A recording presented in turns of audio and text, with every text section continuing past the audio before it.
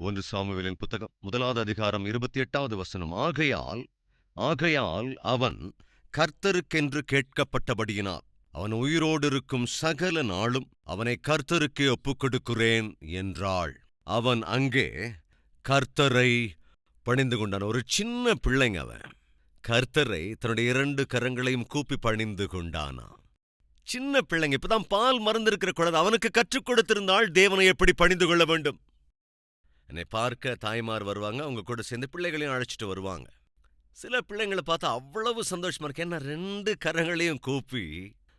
சில பிள்ளைங்க ஷலோம் ஐயா அப்படின்னு சொல்லுவாங்க, சில பேர் ஷலோம் அங்கிள் அப்படின்னு சொல்லுவாங்க, சில ஷலோம் அண்ணா அப்படின்னு சொல்லுவாங்க. 2 கரங்களையும் அப்படியே அழகா கூப்பி வச்சு. இன்னும் சில தாய்மார்கள் அங்க வந்து காதுக்குள்ள சொல்லுவாங்க, டேய் ஷலோம் சொல்லு, ஷலோம் சொல்லு. நேத்து கூட ஒரு சகோதரி வந்து அவ்வளவு தவியா தவிச்சாங்க. எங்கிட்ட வந்துட்டு ஷலோம் சொல்றா, ஷலோம் சொல்லு, ஷலோம்னு சொல்லுடா, ஷலோம் சொல்லு. என்ன எங்க இருந்து அவன் சொல்லுவான் யோசிச்சு பாருங்க.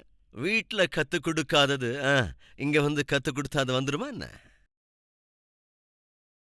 அட்லீஸ்ட் ஒரு ஊழியக்காரரை பார்த்தா ஷலோம் சொல்றது, தோத்திரம் சொல்றத, விஷ் பண்றத என்னாலேயே பிள்ளைகள் கத்துக்கொள்றதே இல்லைங்க. ஆனா நம்முடைய டெம்பிள்ல நான் அநேக தாய்மார் தகப்பன்மாரை பார்க்கிறேன். அவ்வளவு நேர்த்தியாக பிள்ளைகளை வளர்க்கிறார்கள். பார்க்கும்போது ரொம்ப ஆச்சரியமா இருக்கும். நேற்றைய நாளிலே அதே போல போன வாரமும் கூட 2 தங்கைகள் வந்திருந்தாங்க. அவங்க 2 பேருமே அமெரிக்கா போக இருக்கிறாங்க. போன வாரம் அவங்க 2 பேரும் சேர்ந்து வந்திருந்தாங்க. வந்து அவங்க என்ன சொன்னாங்கன்னா, அண்ணா கால்வரி டெம்பிளுக்கு நாங்க வர ஆரம்பிச்சப்போ எங்க வயசு 3 அல்லது 4 தானா இருந்திருக்கும். அவ்வளவு சின்ன வயசுல நாங்க கால்வரி டெம்பிளுக்கு வந்துட்டோம். நம்ம கால்வரி டெம்பிள்ல தான் நாங்க எங்க சின்ன வயசுல இருந்து நீங்க கொடுக்கிற தேவ செய்திய கேட்டு கேட்டு இதோ இப்படி வளர்ந்து நிக்கிறோம். இப்ப எங்க 2 பேருக்குமே படிக்கிறதுக்காக அமெரிக்காவில வாய்ப்பு வந்திருக்கு. நாங்க 2 பேருமே போறோம். அந்த வாலிப பிள்ளைகள் சொல்றாங்க, நாங்க தைரியமா அமெரிக்கா போறோம். காரணம் என்ன தெரியுமாண்ணா? உங்களுடைய வார்த்தைகள் எங்களுக்கு போட்டிருக்கிற அஸ்திவாரம் அவ்வளவு ஸ்ட்ராங்.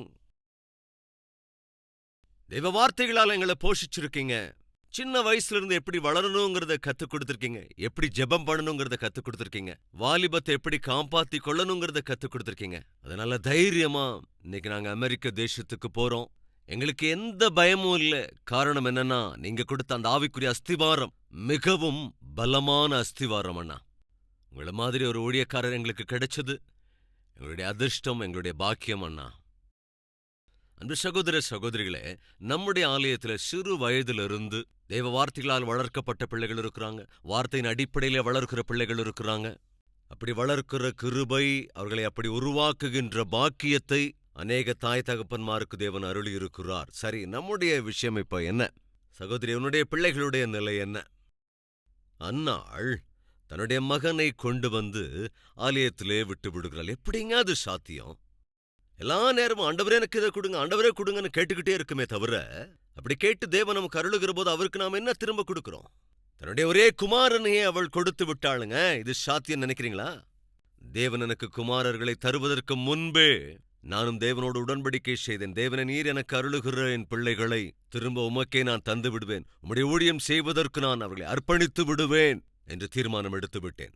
பிள்ளைகளை அருளியதற்கு பிறகு நானும் என் மனைவியும் நாங்கள் 2 பேரும் சேர்ந்து எங்கள் 2 பிள்ளைகளையுமே கூட இந்த உலகத்திலே பெரிய பணக்காரங்களாகணும், தனவான்களாகணும், அல்லது ஒரு உன்னதமான அந்தஸ்துல இருக்கணும் நாங்க ஆசைப்படலைங்க. ஆனால் தேவனுடைய பிள்ளைகளாய் அவரை சேவிக்கிற அந்த ஸ்தானத்தை அவர்கள் பெற்றுக்கொள்ள வேண்டும் என்று அவர்களை ஊழியத்திற்காகவே நாங்கள் அர்ப்பணித்து விட்டோம். நாம் தேவனுக்கு தருகிற போது தேவன் என்ன செய்வார் பாருங்க, என்ன செஞ்சாருன்னு. ஒற்றைக்கு ஒரு மகனை கூட்டிக் கொண்டு வந்து தேவனுக்கு அர்ப்பணித்து விட்டாள். தொடர்ந்து வாசிக்கலாம். 2:19.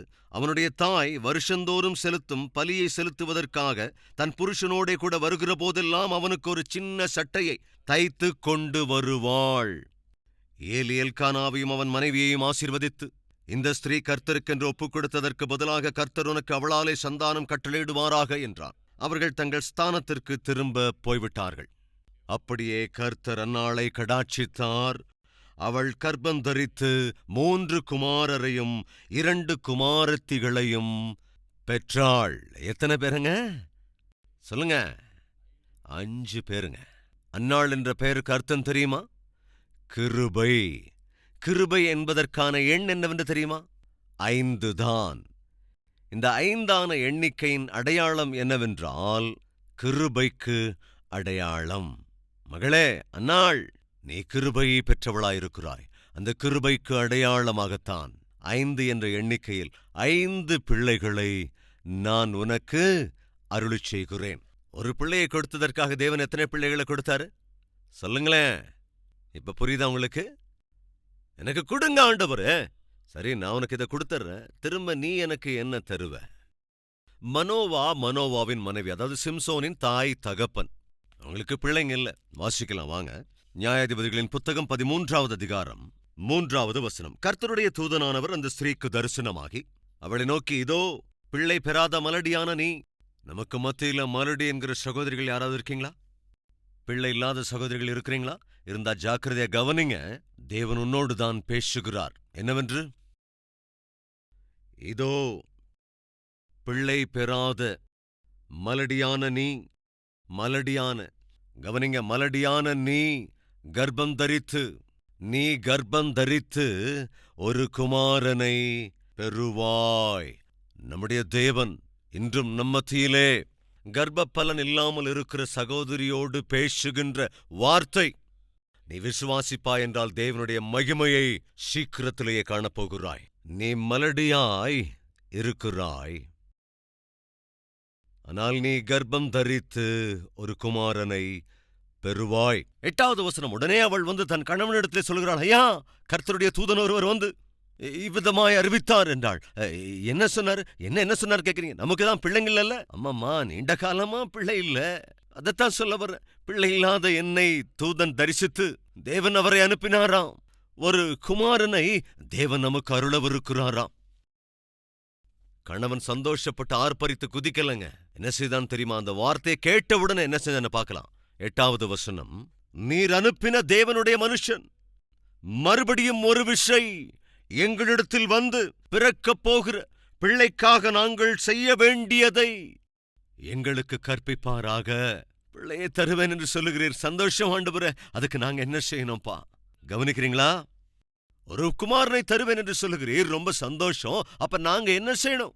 எந்த தாயாவது, எந்த தகப்பனாவது இந்த ஜெபம் பண்ணிருக்கீங்களா? ஆண்டவரே, 3 பிள்ளைகளை எங்களுக்கு அருளி செய்திருக்கிறீர். இதுக்கு நாங்க இப்ப என்ன செய்யணும்? எனக்கு ஒரு நல்ல வேலையை கொடுத்தீர், உத்தியோகத்தை அருள் இருக்கிறீர். இதன் மூலம் நான் என்ன செய்ய வேண்டும்? ப்ரமோஷனை எனக்கு அருள் இருக்கிறீர். என்ன செய்வது? நான் சம்பளத்தை உயர்த்திருக்கிறீர். ஆண்டவரே, நான் என்ன செய்ய வேண்டும்? சொந்த வீட்டை அருள் இருக்கிறீர். ஆண்டவரே, இப்பொழுது நான் என்ன செய்ய வேண்டும் அப்படின்னு தேவனிடத்துல கேட்டிருக்கீங்களா? கேட்க மாட்டோம் நாம. ஏன்னா எந்த நேரமும் எப்பவும் அவர்கிட்ட தான் கேட்போம். அருளுங்க, அருளுங்க, அருளுங்க. கெட்டு கெட்டு கெட்டு ஃபர்கெட்டு. இதுதானே நம்ம பழக்கம், இதுதானே நம்ம புத்தி. ஆனா இவங்களை கொஞ்சம் கவனிச்சு பாருங்க. ஜாக்கிரதையா பரிசீலித்தோம் என்றால், அண்ணால் என்ன சொன்னாள்? நீர் எனக்கு ஒரு குமாரனை தந்தால் அவனை மறுபடியும் உமக்கே கொடுத்து விடுகிறேன். மனோவாவுக்கு தேவன் பிள்ளையை தருவேன் என்று சொன்னபோது மனோவா என்ன சொல்லுகிறான்? ஒரு குமாரனை தருவேன் என்று சொல்லுகிறீர். ரொம்ப நல்லா இருக்காண்டவரே. ஆனால் அந்த குமாரனுக்காக நாங்கள் என்ன செய்ய வேண்டும்? அந்த பிள்ளையை நாங்கள் எப்படி வளர்க்க வேண்டும்? அந்த பிள்ளையை நாங்கள் யாருக்காக வளர்க்க வேண்டும்? எதற்காக வளர்க்க வேண்டும்? தெரியப்படுத்துங்க. தேவன் அறிவித்தார், அந்த பிள்ளை எனக்காக வளர வேண்டும். அந்த பிள்ளை எனக்காக பிரதிஷ்டை செய்யப்பட வேண்டும். அந்த பிள்ளை என்னை சேவிக்க வேண்டும். தேவன் தெளிவாக சொன்னாருங்க. சவுல் சபையை மிகவும் துன்புறுத்துகிறான். சபையை துன்புறுத்துவது மாத்திரமல்ல, சபையோரை சிறைபிடித்து அடைத்து சித்திரவதை செய்கிறான், கொலையும் செய்கிறான். அந்த அளவுக்கு கொடூரமாய் சவுல் நடந்து கொண்டிருந்த சமயத்துல திடீரென்று ஒரு நாளிலே ஆண்டவராக இயேசு கிறிஸ்து அவனுக்கு தரிசனமானார். ஆகாயத்தினோட பிரகாசத்தினோட, சவுலே சவுலே, நீ ஏன் என்னை துன்பப்படுத்துகிறாய் என்று தெளிவாய் தேவன் பேசிய போது திடீரென்று அந்த குதிரையின் மேலிருந்து அவன் கீழே விழுந்தான். உடனடியாக சவுல் கேட்டான், ஆண்டவரே, நீர் யாருங்க? பார்க்கலாம் வாங்க. அப்போஸ்தலருடைய நடபடிகள் 22ஆம் அதிகாரம் 6ஆம் வசனத்தின் பின்பகுதி. சடுதியாய் வானத்திலிருந்து பேரொளி உண்டாகி என்னை சுற்றி பிரகாசித்தது. நான் தரையிலே விழுந்தேன். அப்பொழுது, சவுலே சவுலே, நீ என்னை ஏன் துன்பப்படுத்துகிறாய் என்று என்னுடனே சொல்லுகிற ஒரு சத்தத்தை கேட்டேன். அதற்கு நான், ஆண்டவரே, நீர் யார் என்றேன். அவர், நீ துன்பப்படுத்துகிற நசரேயனாகிய இயேசு நானே என்றார். தொடர்ந்து வாசிக்கலாம். 10வது வசனம். அப்பொழுது நான், ஆண்டவரே, நான் என்ன செய்ய வேண்டும் இப்ப நான் என்ன செய்யணும்னு சொல்லுங்க ஆண்டவரே. தேவனுடைய சத்தத்தை கேட்ட உடனே சவுல் என்ன சொல்றான்னு கவனிங்களேன். நீங்க என்ன செய்ய போறீங்க என்று கேட்கலங்க. இதுதானே நம்முடைய ஜெப விண்ணப்பம் எப்பொழுதும். நீங்க என்ன செய்ய போறீங்க ஆண்டவரே? எனக்கு எப்படி செய்வீங்க ஆண்டவரே? எப்ப செய்ய போறீங்க ஆண்டவரே? இதுதானே நம்முடைய ஜெபம். பவுல் செய்த முதல் ஜெபம் என்ன தெரியுங்களா? ஆண்டவரே, நீர் எனக்காக என்ன செய்வீர் அப்படின்னு கேட்கல. ஆண்டவரே, உமக்காக என்னை என்ன செய்ய சொல்லுகிறீர்? எவ்வளவு அற்புதம் பாருங்க. இந்த நேரமும் தேவன் நமக்கு ஏதாவது செய்யணும்னு கேட்டுக்கிட்டு இருக்குமே தவிர, நாம தேவனுக்கு என்ன செய்யறோங்கிறத யோசிக்கிறோமா? புதிய ஏற்பாட்டுல 27 புத்தகங்கள் இருக்கு. அந்த 27 புத்தகங்கள்ல 14 புத்தகங்களை எழுதியது யார் தெரியுமா? பவுல். 12 சீஷர்கள் செய்த ஊழியம் ஒரு படி என்றால், பவுல் செய்த ஊழியம் இன்னொரு படி. காரணம் என்ன தெரியுமா?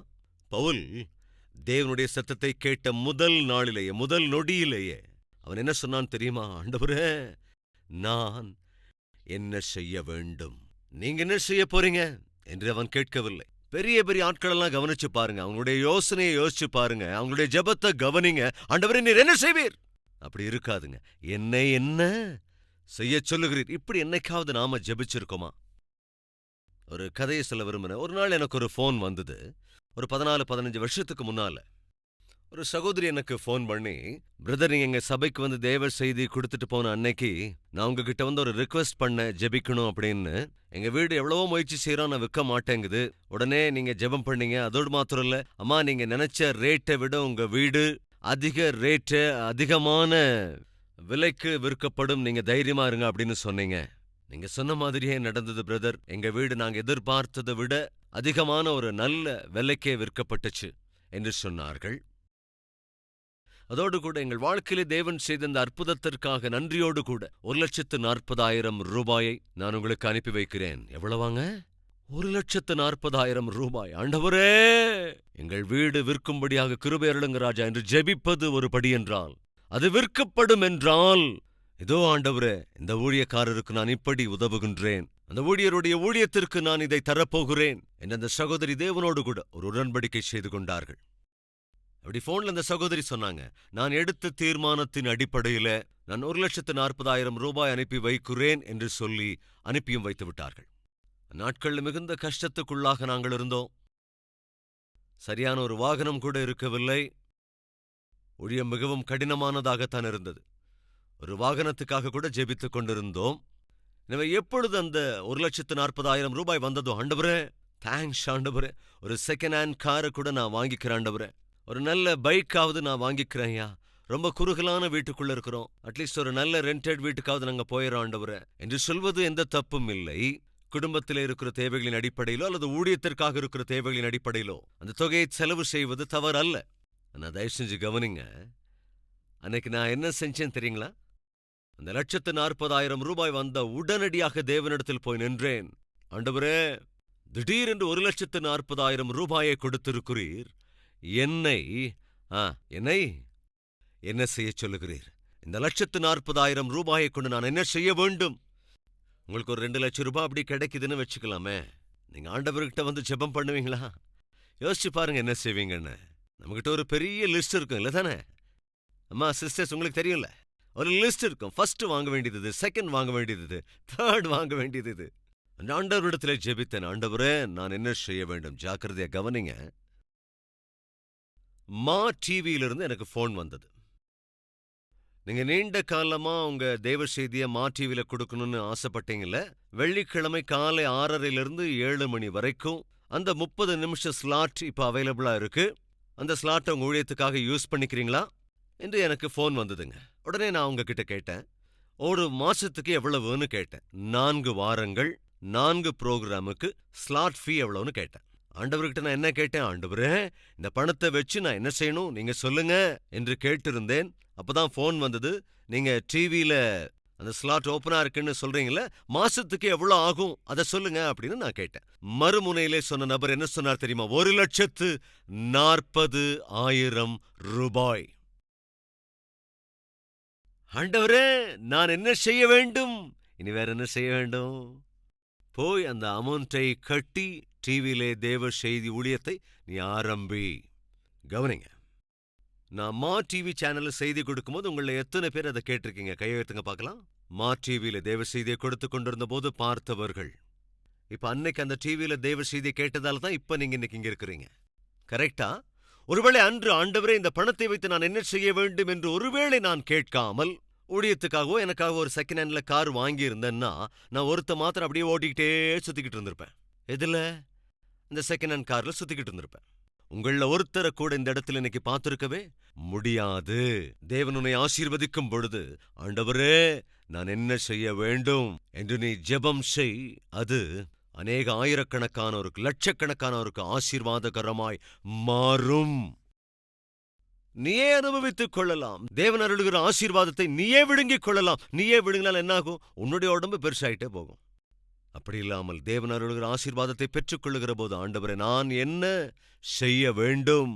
சாமுவேலை தொடர்ந்து 5 பிள்ளைகள் பிறந்தாங்களா இல்லையாங்க? 5 பிள்ளைங்க பிறந்தாங்க. அவங்க பேரை சொல்லுங்க பார்க்கலாம். தேவனுக்காக கொடுக்கப்பட்டவன் தான் ஆசீர்வதிக்கப்பட்டான், உயர்த்தவும் பட்டான். அவனுடைய பேர் என்னங்க? சொல்லுங்க. சாமுவேல். யாருங்க அந்த சாமுவேல்? தீர்க்கதரிசி, ஆசாரியன், நியாயாதிபதி. தேவனுக்கு கொடுக்கப்பட்ட மகன்தான் அன்று ஆசீர்வதிக்கப்பட்டான். நல்ல கவனிங்க. தேவனுக்காக கொடுப்பவைகள் தான் நம்முடைய வாழ்க்கையிலே ஆசீர்வதிக்கப்படும். மறந்துவிடக்கூடாது. கொஞ்சம் முன்னால போலாம். ஆதியாகமம் 28:20 வசனத்தை வாசிக்கிறேன். அப்பொழுது யாக்கோபு, தேவன் என்னோடே இருந்து நான் போகிற இந்த வழியிலே என்னை காப்பாற்றி உண்ண ஆகாரமும் உடுக்க வஸ்திரமும் எனக்கு தந்து, கவனிங்க, என்னை என் தகப்பன் வீட்டுக்கு சமாதானத்தோடே திரும்பி வர பண்ணுவாரானால் கர்த்தர் எனக்கு தேவனாய் இருப்பார். தேவனே எனக்கு பாதுகாப்பாக இருங்க, ஆகாரத்தை அருளுங்க, வஸ்திரத்தை கொடுங்க என்று ஜெபிக்கிற யாக்கோபு கூடவே என்ன சொல்றான்னு கவனிங்க. நீங்க எனக்கு கொடுங்க, நான் திரும்பவும் உமக்கு தருகிறேன் என்று சொன்னான். என்ன தருவன் என்றான்? பார்க்கலாம் வாங்க. 22வது வசனத்தின் 2ஆம் பகுதி கவனிங்க. தேவரீர் எனக்கு தரும் எல்லாவற்றிலும் உமக்கு தர்சன பாகம் செலுத்துவேன். அதாவது அடிச்சு சொல்றான் பாருங்க. எல்லாவற்றிலும் உமக்கு தர்சன பாகம் செலுத்துவேன் என்று சொல்லி பொருத்தனை பண்ணிக்கொண்டான். ஐயா, எனக்கு தாங்கன்னு கேட்டுக்கிட்டே இருக்கிறேன். அது கரெக்டு தான். ஆனா ஒருவேளை நீர் எனக்கு தந்தால் நானும் திரும்ப தர்றேன் ஆண்டவரே. எல்லாத்தையும் விழுங்கிட மாட்டேன் ஆண்டவரே. நானே வச்சுக்க மாட்டேன் ஆண்டவரே. நீர் எனக்கு கொடுக்கும்போது கொடுக்கிற எல்லாவற்றிலும் தசம பாகத்தை கொண்டு வந்து மறுபடியும் உமக்கே நான் கொடுப்பேன். தேவனிடத்திலே கேட்கிறாய், கொடுங்க கொடுங்க என்று. அப்ப நாம் என்ன செய்ய போறோம்? அன்று யாக்கோபு பொருத்தனை பண்ணிக்கொண்டான். என்னவென்று? நீர் எனக்கு தருவதில் எல்லாவற்றிலும் தசம பாகத்தை நான் செலுத்துகிறேன். அவருடைய பேரு சார்லி பேஜ்.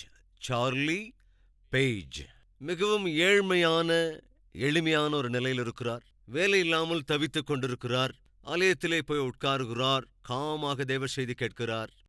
அப்படி கேட்டு முடித்தவுடனே காணிக்கை பை வருகிறது தன்னிடத்திலே. காணிக்கை தருவதற்கு ஒரு நயா பைசா கூட இல்ல. அப்படியே மௌனமாக நிற்கிறார். இத பக்கத்துல இருந்த ஒரு தாய் பாக்குறாங்க. இந்த தாயார் பார்த்து இந்த ஏழை வாலிபனை பார்த்து அப்படி தட்டினாங்க. தன்னுடைய பர்ஸ்ல இருந்து ஒரு 100 ரூபாய், 10 ரூபாய், 10 ரூபாய், 10 ரூபாய், 10 ரூபான்னு ஒரு 100 ரூபாய் எடுத்தாங்க. இந்த 100 ரூபாய் அவருடைய கரத்துல வச்சாங்க. ஐயா, இந்த 100 ரூபாய் நீ வாங்கிக்கோ, அதிலிருந்து ஒரு 10 ரூபாய காணிக்கையா கொடுத்துரு என்று சொல்கையில், சரிங்கம்மா என்று சொல்லி அந்த 100 ரூபாயை வாங்கிக் கொண்டார். 90 ரூபாயை தன் பாக்கெட்டில் வைத்துக்கொண்டு 10 ரூபாயை காணிக்கையாக போட்டுவிட்டார். அப்ப அந்த தாய் சொன்னாங்க, உன்னுடைய வாழ்நாள் எல்லாம் உன் தேவன் உனக்கு தருகிற எல்லாவற்றிலும் 10% தேவனுக்கே கொடுக்க பழகு. நான் உனக்கு 100 ரூபாயை கொடுத்திருக்கிறேன். அது உன் மீது இறக்கப்பட்டு நான் கொடுத்தேன். ஆனால் அதிலிருந்து 10% தேவனுக்கு கொடுத்து விடு. இந்த பாடத்தை ஒருபோதும் மறந்துடாதையா. சரிங்கம்மா, அப்படியே செய்றேன். இந்த தாய் சொன்னதை கேட்டு கீழ்ப்படிந்தார். இந்த உலகத்திலேயே ஒரு பெரிய அற்புதமான தனவானாக, கோடீஸ்வரராக சார்லி பேஜ் என்ற நபர் ஆசீர்வதிக்கப்பட்டார். அவர் எந்த அளவுக்கு ஆசீர்வதிக்கப்பட்டிருந்தார் என்றால், அவர் சம்பாதிக்கிற சம்பாத்தியத்தில் அதிகபட்சமானவற்றை தேவனுக்கும் தேவ ஊழியத்திற்கும் சபை நிர்மாணத்திற்கும் ஹாஸ்பிட்டல்ஸுக்கும் செலவழித்துக் கொண்டே இருந்தார். காரணம் என்ன தெரியுங்களா? தான் ஒரு சத்தியத்தை அறிந்திருந்தார். அது என்னவென்றால், தேவன் எனக்கு கொடுப்பவைகளில் நான் திரும்ப தேவனுக்கு தசம பாகத்தை தந்தாக வேண்டும். அன்று அந்த தாயார் இறக்கப்பட்டு திக்கற்று நின்ற அந்த சிறுவனிடத்திலே ஒரு 100 ரூபாய் கொடுத்தார்கள். அதில் 10 ரூபாயை தேவனுக்கு கொடு என்றார்கள். என் அன்பு சகோதர சகோதரிகளே, இந்த நாளிலே நாம் எதை பெற்றிருந்தாலும் அது தேவன் நம்மீது இறக்கப்பட்டு நமக்கு அருளியவைகள்தான். அவர் அருளியவற்றிலே தேவன் சொல்லுகிறார், 10% என்னுடைய ஆலயத்திலே சேருங்கள், அது உங்களுக்கு ஆசீர்வாதமாக மாறும். மறுபடியும் சொல்லுகிறேன், அந்நாளுக்கு மொத்தமா எத்தனை பிள்ளைங்க சொல்லுங்க பார்க்கலாம்? 6 பிள்ளைங்க. இந்த 6 பிள்ளைங்களை யாருங்க ஆசீர்வதிக்கப்பட்டாங்க சொல்லுங்களேன்? தேவனுக்காக அர்ப்பணிக்கப்பட்டவன் தான் உயர்த்தப்பட்டான். அவனுடைய பெயர் தான் எழுதப்பட்டிருக்கிறது. நான் தேவனுக்கு எதை தருகிறோமோ அதுதான் ஆசீர்வதிக்கப்படும். நாம் மறைத்து வைத்துக் கொள்கிறவைகள் அல்ல, நாம் செலவு செய்கிறவைகளும் அல்ல. இந்த விஷயத்தை மறந்து போய்விடக் கூடாது. நன்றி என்று சொல்லுகின்ற இருதயத்தை நாம் உடையவர்களாக ஜெபிக்கிற ஒவ்வொரு முறையும், என் அன்பு சகோதர சகோதரிகளே, அவளை போலவே ஆண்டவரே, அவருடைய சத்தத்தை கேட்ட உடனே, ஆண்டவரே நான் என்ன செய்ய வேண்டும்? அதேபோல அந்நாளை போல எனக்கு ஒரு குமாரனை கொடுங்க ஆண்டவரே, திரும்ப அவனை உமக்கே தருகிறேன். மனோவாவை போல எங்களுக்கு ஒரு குமாரனை தருவேன் என்கிறீர். அதற்காக நாங்கள் என்ன செய்ய வேண்டும் சொல்லுங்க ஆண்டவரே. யாக்கோபை போல ஆண்டவரே, நீர் எனக்கு நன்மை செய்தால், வஸ்திரங்களை கொடுத்தால், ஆகாரத்தை கொடுத்தால், என்னை காத்து கொண்டால், ஆண்டவரும் இடத்துல ஒரு உடன்படிக்கை செய்ய விரும்புகிறேன், பொருத்தனை செய்ய விரும்புகிறேன். அது என்னவென்றால், நீர் எனக்கு தருகிற எல்லாவற்றிலும் 10% கட்டாயம் நான் உமக்கு தந்து விடுவேன் ஆண்டவரே. ஏனென்றால் எனக்குள்ள இருக்கும் எல்லாமே நீர் தருவதுதானே. அதுல ஒரு 10% மாத்திரம் உமக்கு திரும்ப தருவது மகாபாக்கியம் ஆண்டவரே. அது எனக்கு ஆசீர்வாதம். இதை நம்மள எத்தனை பேர் உணர்ந்திருக்கிறீங்க? என் ஆத்துமாவே சொல்லுங்களேன், கர்த்தரை ஸ்தோத்திரி. என் முழு உள்ளமே அவர் செய்த சகல உபகாரங்களையும், அவர் நமக்கு செய்திருக்கிற உபகாரங்களில் எதையும் மறவாதே. வாருங்கள் ஜெபிக்கலாம்.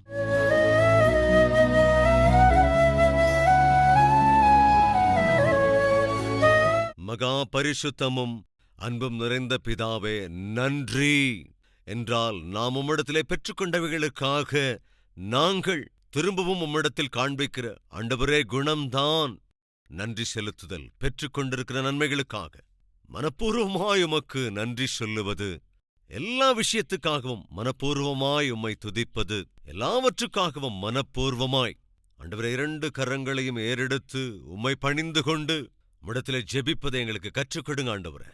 வேலை விஷயமாக இருந்தாலும், அல்லது ஆகார விஷயமாக இருந்தாலும், உடுத்துகிற விஷயமாயிருந்தாலும், பயணம் செய்கிற விஷயமாக இருந்தாலும், இருக்கிற உத்தியோக காரியமாயிருந்தாலும், பெற்றுக்கொண்ட ஆசீர்வாதங்களாயிருந்தாலும், இப்படி எல்லா விஷயத்திலும் ஆண்டவரே நன்றியோடு இருக்க எங்களுக்கு கிருபை அருளுங்க ராஜா. முறுமுறுப்புக்களை எங்களை விட்டு விலக்கி வைங்க ஆண்டவரே. நன்றி இருதயத்தோடு உம்மை சேவிக்கிற பாக்கியத்தை அருளுங்க ஆண்டவரே.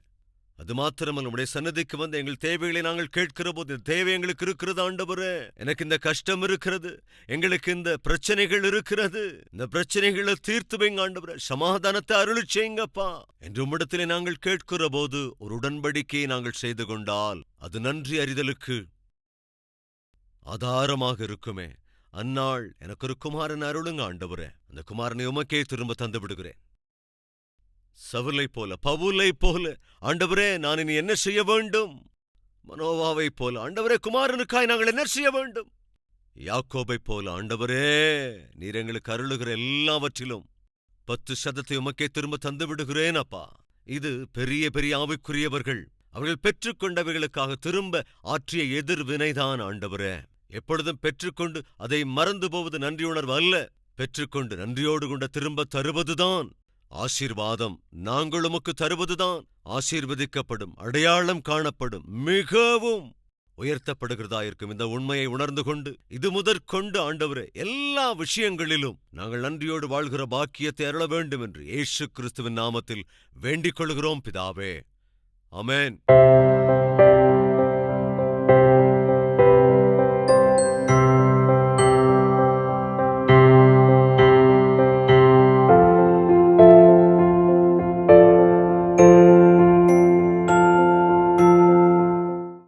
எங்கள் முகவரி கல்வரி, தபால் பெட்டி எண் 30, குக்கட்பள்ளி, ஹைதராபாத் 72.